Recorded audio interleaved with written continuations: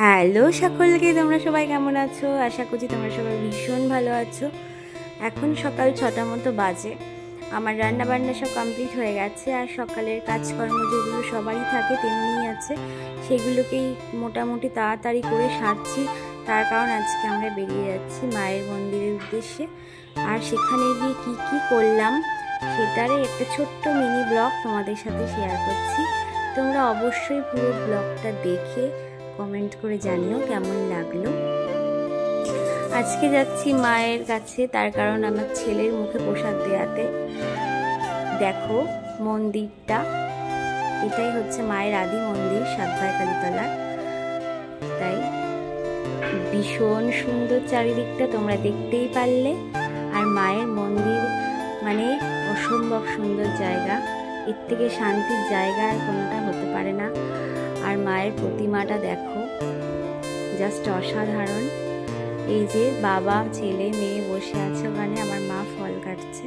আর এর মায়ের মন্দিরের ভেতর দিকে, এটা একদম সামনের থেকে দেখাচ্ছি তোমাদের।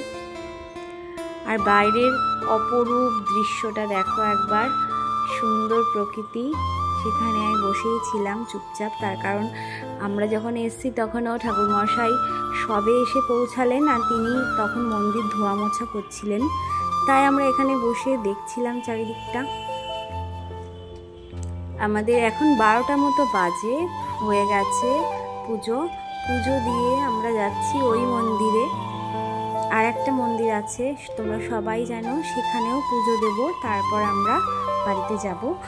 আর এখানকার সুন্দর প্রকৃতি সত্যি অসাধারণ। এখানে থাকলে কেমনভাবে যে টাইমটা কেটে যায় আমি বুঝতেই পারি না। আমি যতবার আসি এখানেই আমি বেশিটা টাইম কাটাই।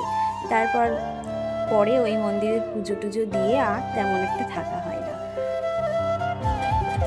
আর যেতে যেতে আমাদের নগরে বেরিয়েছিলেন ওনারা, সেখানে প্রসাদ বিতরণ করলাম ওই মন্দিরে, তাই দেখছিলাম। আর এটা হলো সাতভাই কালীতলার মন্দির, যারা চেনো তাদেরকে আর চেনানোর কিছু নেই।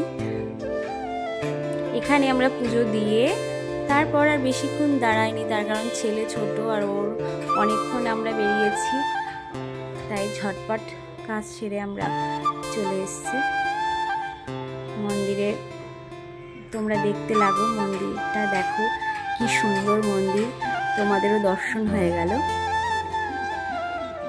আজকের ব্লগটা এই পর্যন্তই ছিল। এই হলো মন্দিরের বাইরের জায়গা, দিয়ে আমরা বাড়ি চলে এসেছি। দেন তোমাদের কেমন লাগলো সবাই প্লিজ জানিও। Tata, by.